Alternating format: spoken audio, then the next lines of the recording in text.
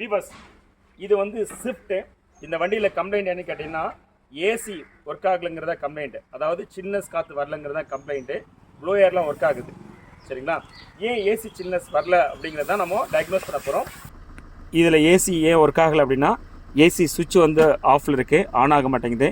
சரி, ஏசி சுவிட்ச் ஆன் பண்ணலான்னு பார்த்தா இந்த ஏசி பட்டன் இருக்கு இல்லையா, இது ஒர்க் ஆக மாட்டேங்குது. இந்த ஏசி சுவிட்ச் பட்டன் ஏன் ஒர்க் ஆகுனா, இந்த கண்ட்ரோல் மாடல் ஃபால்ட்டு. ஸோ அதனால தான் வந்து பார்த்தீங்கன்னா இந்த ஏசி கம்ப்ரஸர் ஆன் ஆக மாட்டேங்குது. ஒன்று இந்த கண்ட்ரோல் மாடல் ரிப்பேர் பண்ண முடியுமான்னு பார்க்கணும். முடியலனா செகண்ட்ஸில் புதுசாக வாங்கி போட்டால் தான் அந்த ப்ராப்ளம் சால்வ் ஆகும். இதுதான் ஏர் கண்டிஷன் சிஸ்டத்தோடைய கண்ட்ரோல் மாடல், இல்லாட்டி HVACயோட கண்ட்ரோல் மாடல் சொல்லுவோம். இந்த கண்ட்ரோல் மாடல் தான் ஃபால்ட்டி ஆகிடுச்சு. அதனால தான் காரில் ஏசி ஒர்க் ஆகலை. இப்போ இதை தான் நம்ம வந்து ட்ரபிள் ஷூட் பண்ணிகிட்ருக்கோம். இப்போ இந்த சர்க்யூட்டில் உள்ள ப்ராப்ளத்தை சால்வ் பண்ணிட்டோம் அப்படின்னா இந்த வண்டியில் உள்ள ஏசி ப்ராப்ளம் சால்வ் ஆகிடும்.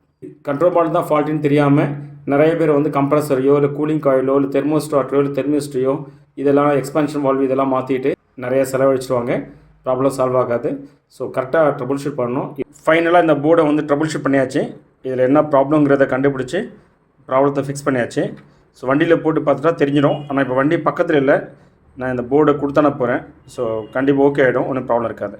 வியூவர்ஸ், நம்ம சேனல் இதுவரை சப்ஸ்கிரைப் பண்ணாமல் தான் please subscribe and bell button அழுத்துங்க. ஸோ தட் நான் போடுற வீடியோ உங்களுக்கு அப் டு டேட் வந்துகிட்டே இருக்கும். Thanks viewers.